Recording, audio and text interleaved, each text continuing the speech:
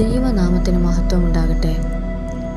പ്രിയ സഹോദരങ്ങളെ, നീ വിദ്യാഭ്യാസം ചെയ്യുന്നവനാണോ?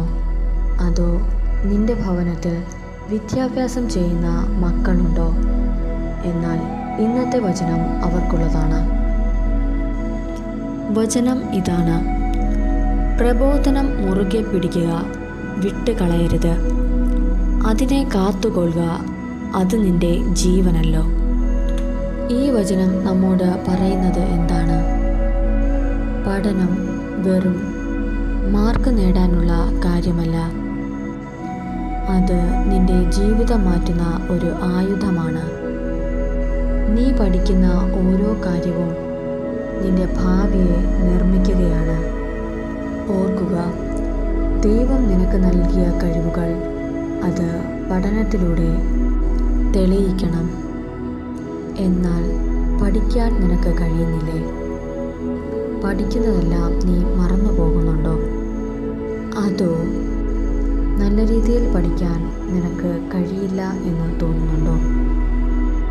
എന്നാൽ മറ്റൊരു വചനം ഇതാണ്: നിങ്ങളിൽ ഒരുത്തന് ജ്ഞാനം കുറവാകുന്നു എങ്കിൽ എല്ലാവർക്കും ഔദാര്യമായി കൊടുക്കുന്ന ദൈവത്തോട് യാചിക്കട്ടെ.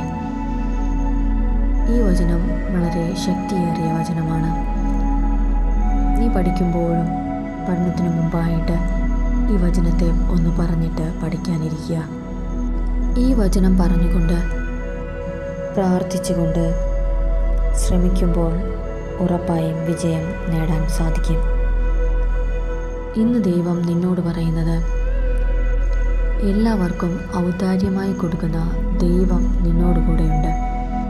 ഉറപ്പായും നിനക്ക് വിജയം നേടാൻ സാധിക്കും. ഇന്ന് നീ പഠിക്കുന്നത് നാളെ നിന്റെ ജീവിതത്തിൻ്റെ അടിസ്ഥാനം ആകും. പഠനം ഉപേക്ഷിക്കരുത്, സമയം പാഴാക്കരുത്. ദൈവത്തെ വിശ്വസിച്ച് മുറുകെ പിടിക്കുക.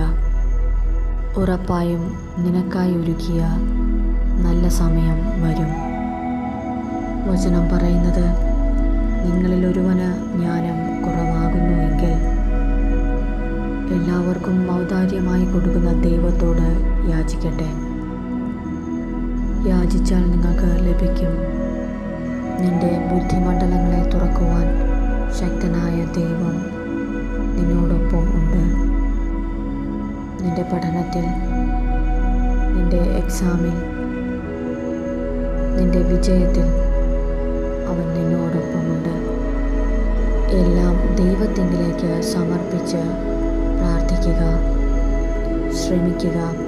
ഉറപ്പായും നിന്റെ ജീവിതത്തിൽ വലിയ വിജയം നേടാനായി സാധിക്കും. ദൈവം നിനക്ക് ഓർമ്മശക്തിയെ തരും.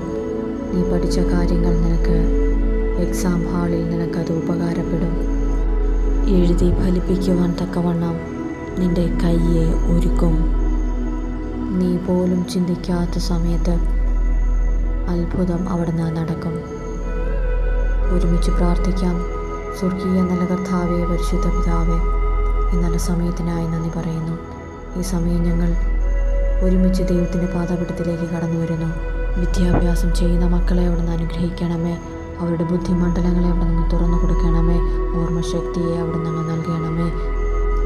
എക്സാം അറ്റൻഡ് ചെയ്യാനുള്ള ആരോഗ്യത്തെ, ബലത്തെ അവിടെ നിന്ന് കൊടുക്കണമേ. നല്ലൊരു വിജയം കരസ്ഥമാക്കാൻ അവരെ അവിടെ നിന്ന് സഹായിക്കണമേ. എന്നെക്കൊണ്ട് വിജയിക്കാൻ കഴിയില്ല എന്ന് തോന്നുന്ന ഇടത്തു നിന്ന് ദൈവം പ്രവർത്തിക്കണമേ.